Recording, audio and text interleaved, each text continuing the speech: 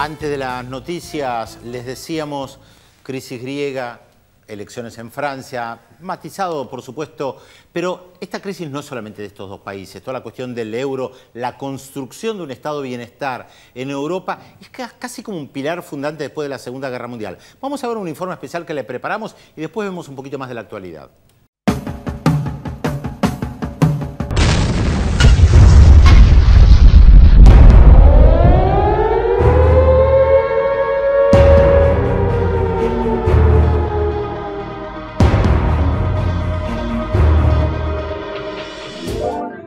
Conservatives, liberals, laborites, and minor parties have joined in supporting government-sponsored programs for post-war housing and health.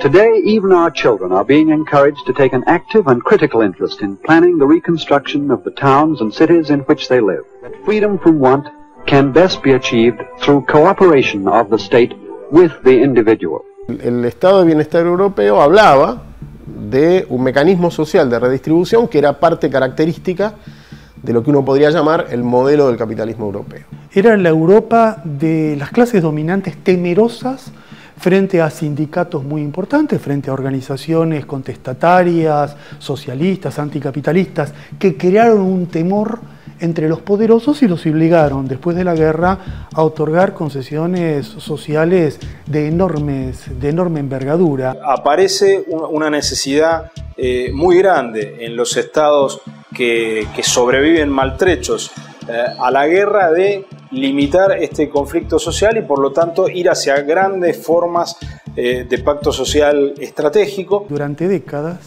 Europa fue el paradigma del modelo de capitalismo social, de capitalismo serio, de capitalismo integrador y ahora es el que está haciendo un ajuste de brutalidad anglosajona.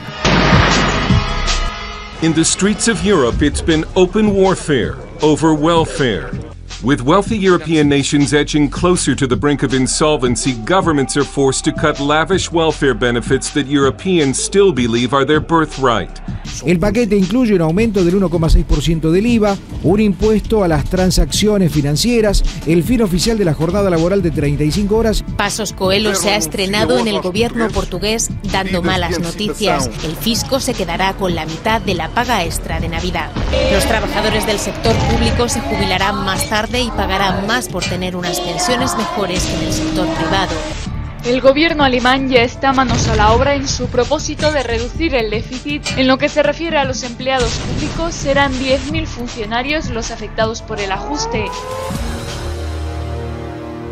La crisis es un ajuste de un proyecto de unificación tendiente a mejorar la competitividad de la región con el método neoliberal de bajar salarios para que las empresas transnacionales logren mejores beneficios sobre la base de ajustar. La actual es un coletazo de la crisis financiera global de 2008-2009. Los ajustes salvajes que vemos hoy en Grecia, en Italia, en Portugal, en España, edades jubilatorias, duración de las jornadas de trabajo, mecanismos de regulación del mercado de trabajo, etc., habían sido logros históricos de la sociedad europea.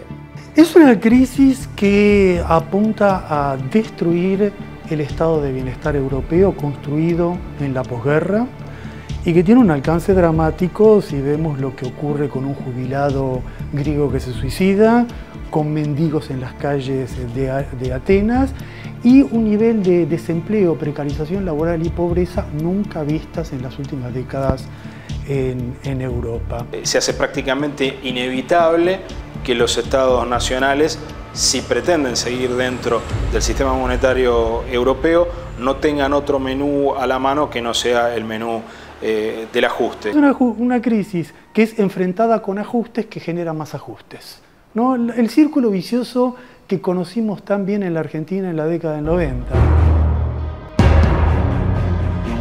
Tomorrow we approve the reform of the labor market in the collective settlement agreement. We'll reduce severance payments. Well, you will see, because I think that is a real modification. La ministra de Asuntos Sociales, Elsa Fornero, no pudo contener las lágrimas durante el anuncio realizado por el nuevo gobierno de Mario Monti. Toda crisis tiene ganadores y perdedores.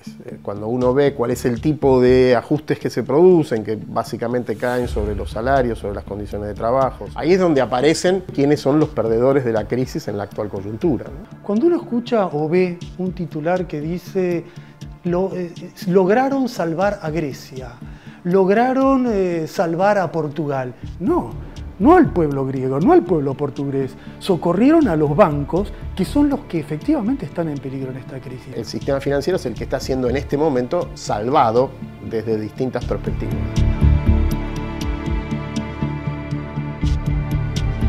La declaración de un operador de bolsa independiente de que el banco Goldman Sachs manda en la política sorprendió a los medios dominantes. We don't really care that much how they're going to fix the economy, how they're going to fix the whole situation. Our job is to make money from it. And personally, I've been dreaming of this moment for 3 years.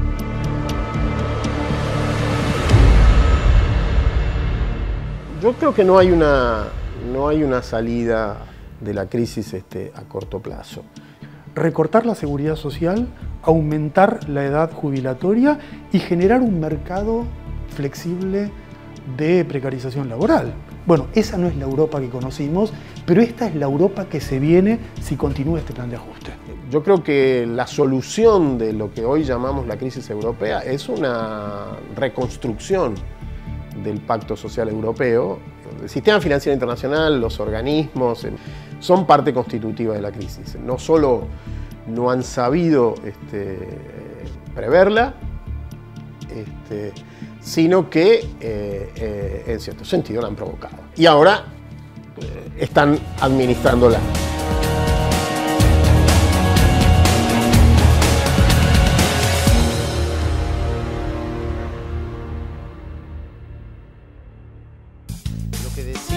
Gabriel Puricelli recién al finalizar el informe es lo que se está planteando ahora justamente en Grecia con este resultado electoral que yo les decía que ninguna fuerza política logró ni siquiera el 20% de los votos. Hoy el presidente de Grecia le dijo a Alexis Tsipras de la coalición de izquierda Syriza que forme gobierno, pero claro, ellos consiguieron apenas el 17% de los votos y tienen que tratar de conseguir que los otros grupos de izquierda puedan sumarse a lo que ellos plantean. Y tienen un eje central que hoy Alexis Tsipras dijo de manera muy clara, en contra del memorándum firmado por el gobierno anterior con el Fondo Monetario Internacional y la Unión Europea. El memorándum es lo que se estaba describiendo acá, más política de ajuste para Grecia y no solamente para Grecia. Hace pocas semanas le mostramos un informe que yo realicé justamente estando en Atenas. Vamos a escuchar a uno de los dirigentes más importantes que tiene esta coalición de izquierda Syriza, que es la sorpresa de las elecciones del domingo en Grecia, porque además nació en la Argentina, así que habla perfectamente castellano. Hay desempleo, hay miseria, hay pobreza, hay exclusión social tremenda, muy parecida a los países llamados países del tercer mundo. La privatización del agua, de la energía, de las telecomunicaciones, del transporte aéreo, marítimo, ya es una realidad. Eso crea un hueco enorme en el trabajo que teníamos aquí, donde el Estado tenía una participación directa, donde podía también hacer y crear políticas sociales que ya no existen. Lo que él está planteando es lo que fue este modelo de ajuste y privatización. Hay una diferencia muy interesante entre lo que se plantea con el resultado electoral en Francia y en Grecia.